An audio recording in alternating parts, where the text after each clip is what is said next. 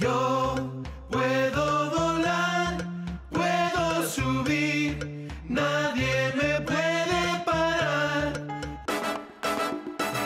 By land or by sea, you can always find a way to visit the most popular of the Florida Keys. Yes, by land, there's the 113-mile overseas highway, completed in 1938, connecting Key Largo to Key West. Well, good morning, ladies and gentlemen. I'd like to go ahead and welcome everybody on board the Key West Express for your trip to Key West, Florida. Or you can do as we did and hop aboard the Key West Express at Fort Myers Beach and head for the land of sun and fun. Well, ladies and gentlemen, I'd like to go ahead and welcome everybody to Key West. It was evident from the moment we arrived that there are many reasons why Key West reveals that this southernmost point in the continental United States definitely marches to the beat of a different drummer. It's a place where East meets West, where history is at your fingertips wherever you turn. You know, here's another scene you'd always pick up in Key West. Reminds me so much of Sleepy Eye.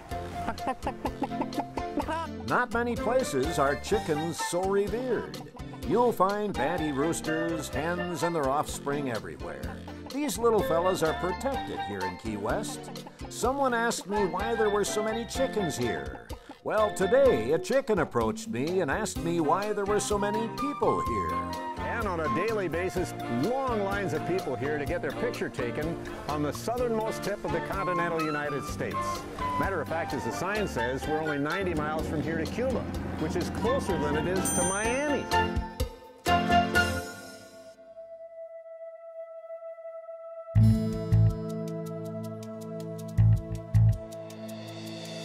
A short drive from Key West is Big Pine Key, where you'll find the animals a bit more on the wild side. We have over 30 endangered species just on our Florida Keys refuges alone. Some of those are plants, some of those are butterflies. We have the key deer. This is a monster.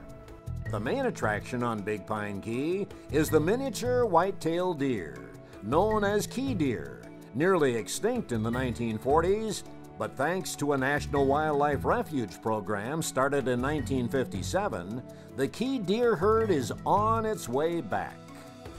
These little guys were almost extinct a few years ago? Exactly, yeah, so the population was down to under 50 individuals back in the 1950s.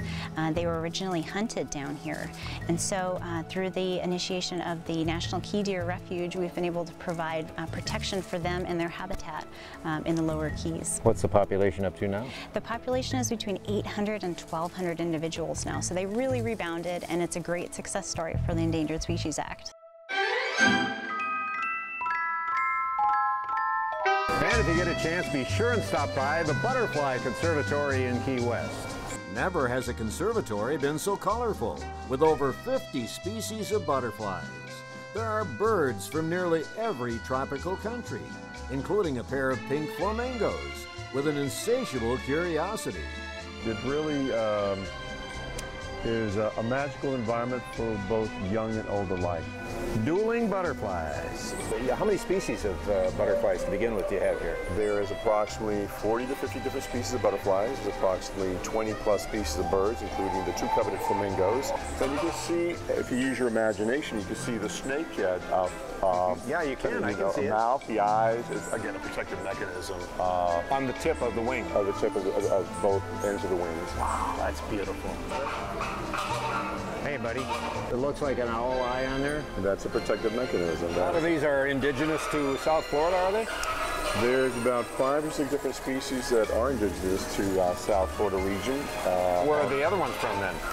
They represent Central America, South America, Africa, and Southeast Asia. There's a whole spectrum from all over the world represented here and coexisting together. We did come away with a not-so-fun fact about the monarch butterfly. The monarch is close to going on the endangered species list because of all the insecticides being used today. Some serious concern about putting them on the endangered list, and a factor that really concerns us because if they don't have a milkweed source, which is their host plant, encroaching into their habitat and using insecticides, that has been their demise after some 100 million years of being here with us.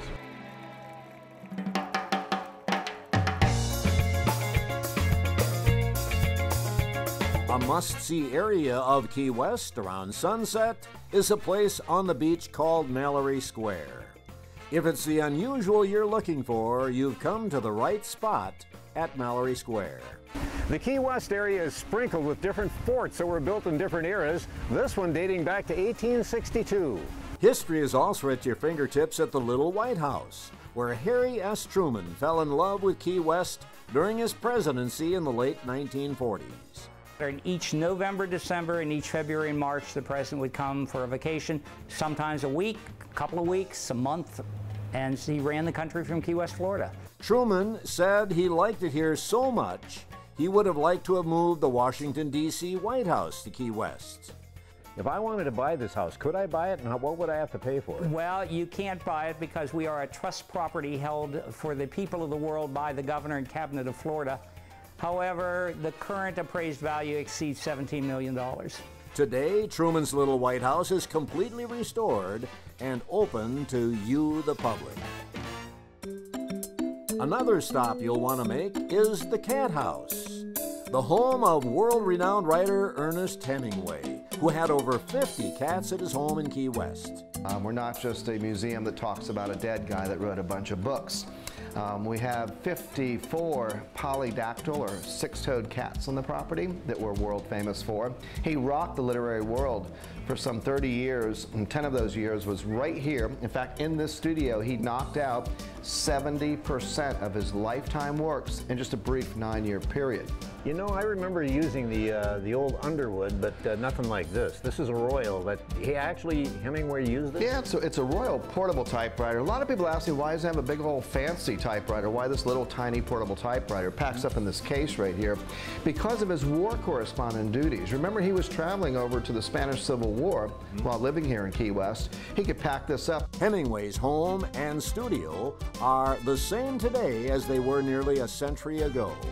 He woke up every morning at 6 a.m. He crossed an iron catwalk from the master bedroom, second floor, right into this room, and started feverishly to type out his next novel at 6 a.m. in the morning.